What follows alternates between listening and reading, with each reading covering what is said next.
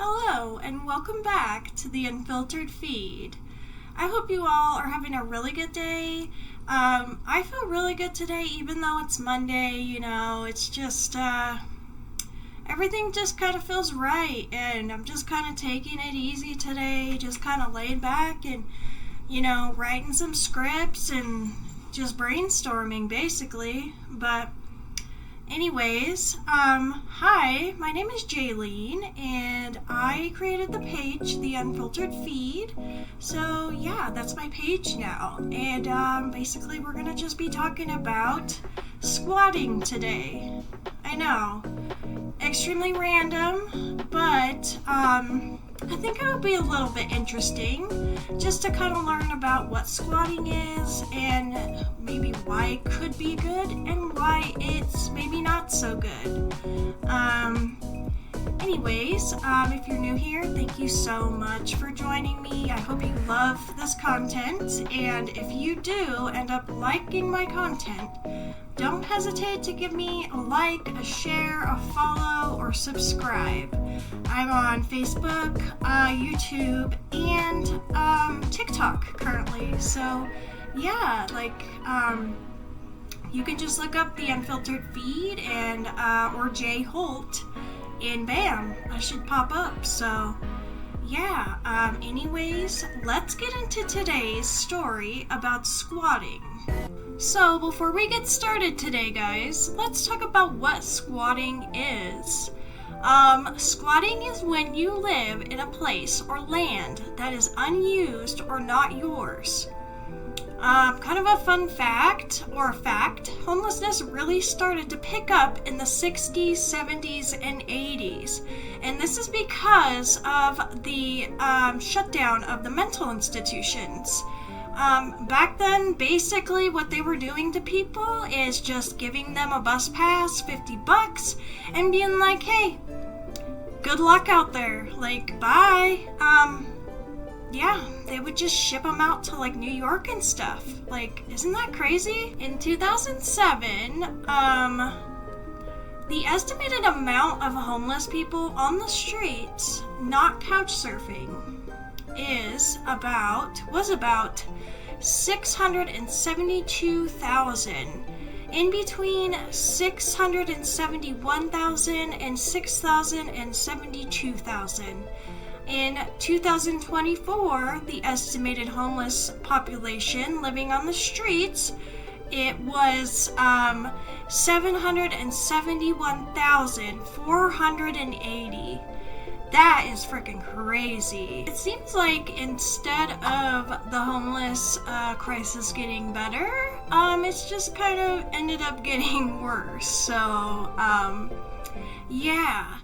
But you know what? There is a group, and there's groups of people out there now that are trying to turn abandoned houses and abandoned neighborhoods into homes for the homeless.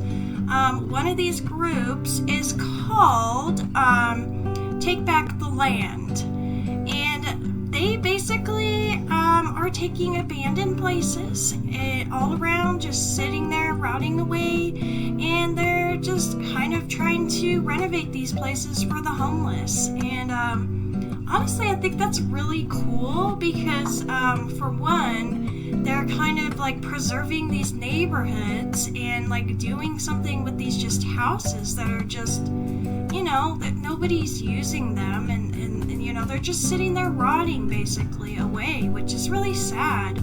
And they're taking these places and fixing them up for people that are homeless, and honestly, I think it's just sad, in my opinion. A lot of these homeless people have mental health issues and stuff like that, and our mental health system is just not equipped to deal with all of these people, and I think it's just extremely sad, especially the history and everything of mental illness and just how misunderstood it's been. And I feel like mental illness is still something that's pretty misunderstood to this day.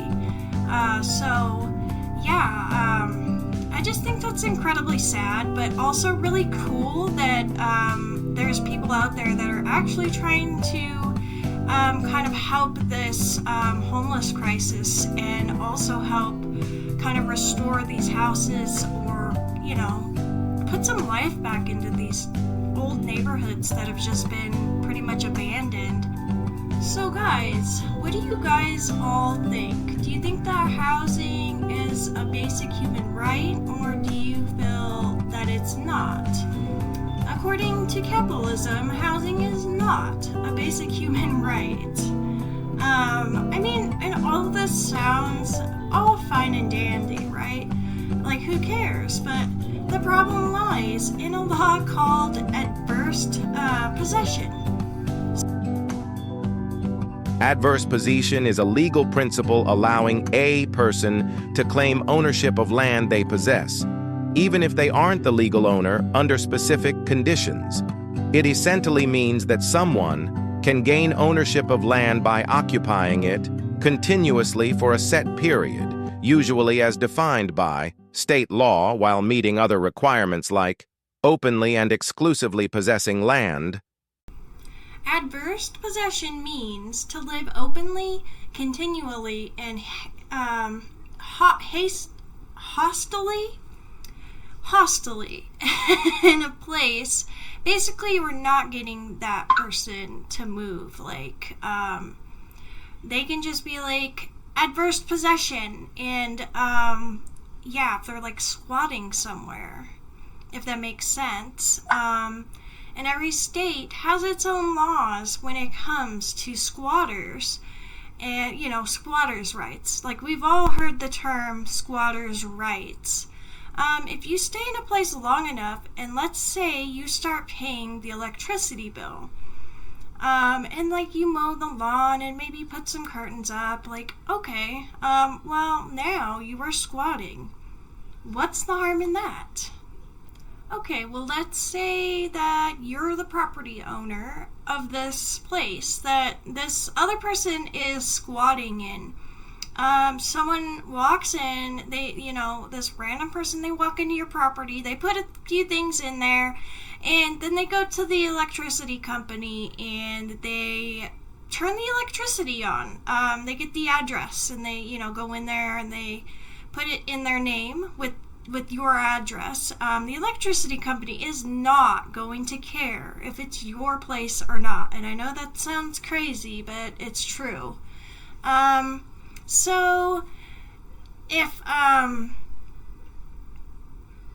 this person is paying the bills on your place, and even if, like, let's say your neighbor calls the police and the police show up and that person shows the police that electricity bill with their name and your address on it, well, then the police really can't do anything at that point. It turns into a civil matter.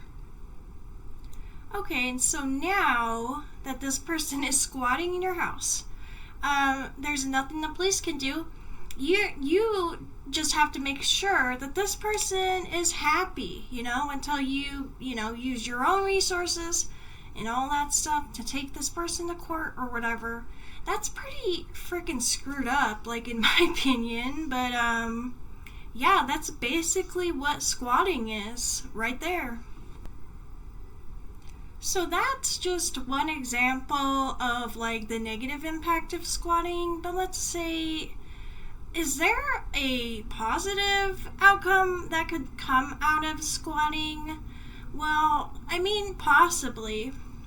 Let's imagine that you buy a property, and in the back of your property you have this piece of land that's not being used by anybody, and you decide that you want that land that doesn't necessarily belong to anybody. So what you can do is you can actually, like, take care of that land, and every state is different, like, in the laws, but you have to wait, like, a certain amount of years to go by, and if nobody claims that land, then you can just go in and pay off the state taxes on that property, and then bam, that piece of land is now yours.